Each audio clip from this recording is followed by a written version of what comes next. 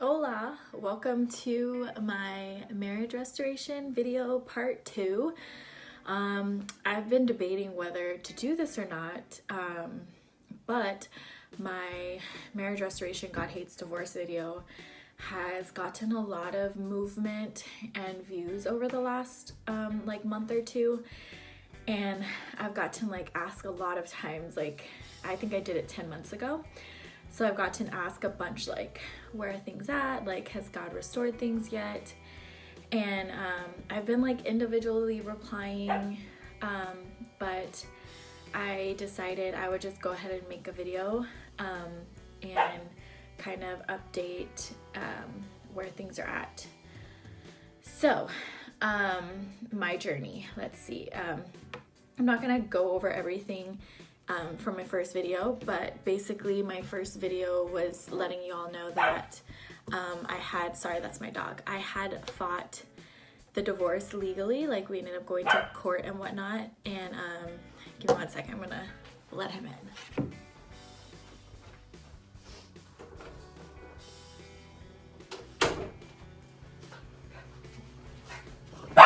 Sorry, that's again my dog. Real life. So anyways, I had stop Coco. I had so let's see, just a brief recap. An affair hit our marriage in November 2016, and I played my own part in that, which I would just say, if you are facing marriage issues, it's very, very easy to point the finger to the other person, especially if there's infidelity involved. You can start to feel really self-righteous if you're not the one doing that.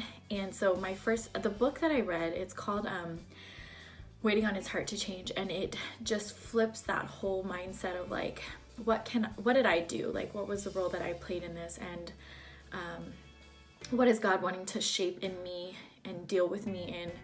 And just really loving your spouse and praying for them, and just allowing God to do that work, and not being the person that is nagging, angry, and telling them what they need to do and whatever. So that's pretty much, I just kind of decided I'm gonna try and stay married as long as I can. And so my husband at the time ended up taking me to court in August of 2017. We had 4 months worth of proceedings, and all the while he was dating this other person, and they were living together and whatnot. And then May of last year, the judge went ahead and granted him the divorce. And so my last video was basically me just saying I just got these papers and the divorce. And at the time when I did that video, I thought that we would be married another 6 months, but actually the judge, my ex-husband, wanted, I call him that because that is what he is, but under God, don't know about that title, but for the point of this video and for the point of where we are currently, I'm going to refer to him as my ex-husband. But anyways, he went ahead and asked the judge to go ahead and not do the 6 months. So we should have been married all the way until September of 2018, but actually the judge granted it in May. So it's now February. We've been divorced 9 months. 9 months, and I moved. So after the divorce got finalized, for any of you that have stayed and prayed, your emotions are all over, and it's really hard to know what to do. And so I just found myself drowning in so much depression.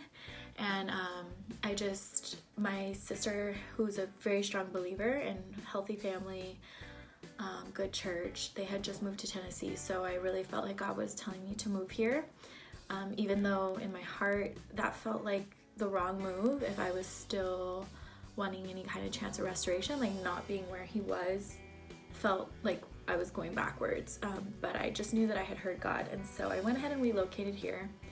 I have been here now since September, so going on 5 months this month. It has been a journey of just feeling like I went backwards.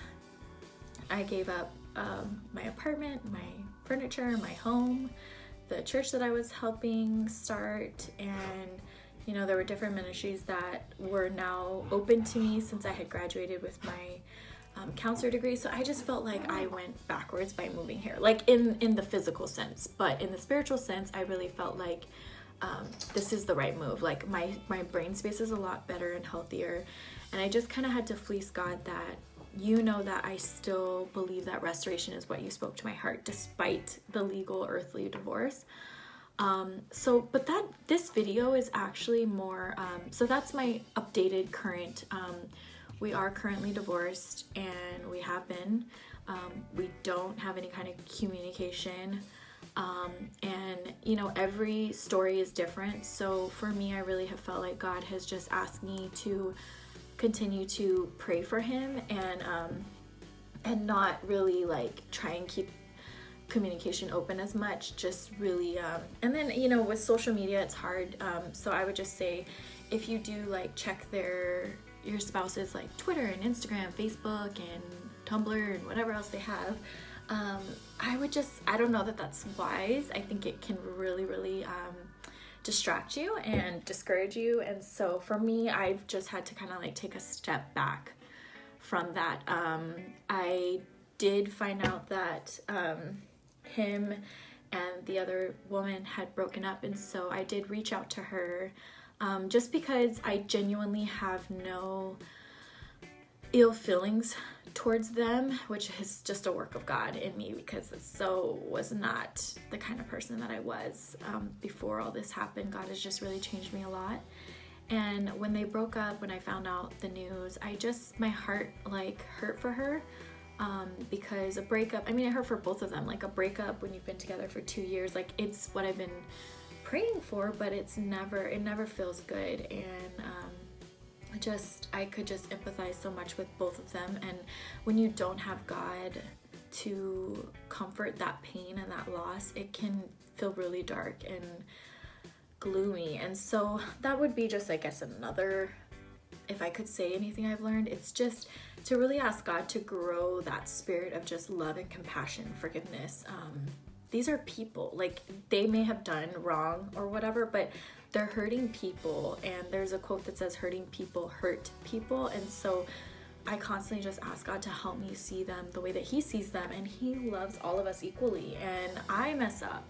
Like I am not an innocent person by any means. And so who am I to withhold love and forgiveness and compassion towards somebody, a brother and a sister in Christ. So but this video is really gonna be just right now, you know, now that I am like legally divorced and just battling like, okay, do I date? Like if somebody flirts with me, do I flirt back? Because technically I'm single, like, you know, all of that. And so I've actually been talking to a couple other wives who are in the middle of their own like marriage stuff, and just on a bigger scale. Like I guess why I wanted to make this video was because I wanted to just encourage you that if you are going through a trial, or if you are praying for a wayward spouse or a wayward son or daughter or anyone, that that this season is as much for them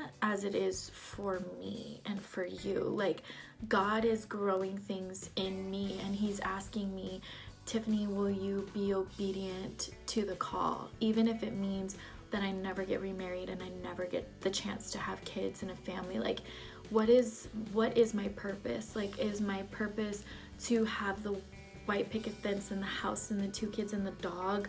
Or is my purpose to pray for lost and hurting people to come to know Christ? And if that means staying single with no kids because I'm praying for a wayward spouse to come back to God, then that sacrifice is worth it. And like just obeying God, like even if I don't see in the natural what I thought I might see, will I obey him? Will I do what he's asked me to do? Will I lay down my life and sacrifice the earthly feel-goods for the bigger call, which really the reason we're on this planet is to pray and to reach people for God and to have a relationship with him. And so if this situation that I'm in continues to make me pray for people to come to know him that I care about, and it also brings me closer to him because I'm lonely and I'm in pain and I'm confused and I blah blah blah, whatever those feelings are in this season, then ultimately, you know, long term, you know,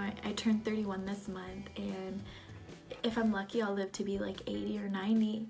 Is 60 years surrendering and obeying God really that big of a cost for the God of the universe who laid down his life for me? Like, am I really willing to just go find any Joe Schmo out there and marry them and have kids and miss out on like what God is wanting to do in my heart and what he might be wanting to use me to do as well? So I just want to encourage you, like, just to kind of broaden the picture. It's not just about your crisis, it's also about like, what is God trying to do through your crisis in you, and who are you supposed to be praying for, and also what is the story that God might be wanting to bring about through you holding on that might inspire someone else to also not give up and to hold on. So that's my update.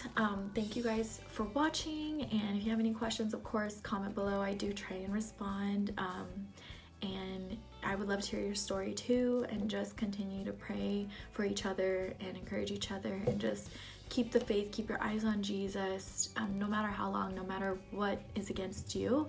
I believe that God uses marriage trials to shape us, and he also is for marriage restoration and reconciliation. So do not lose hope. Love ya. Bye.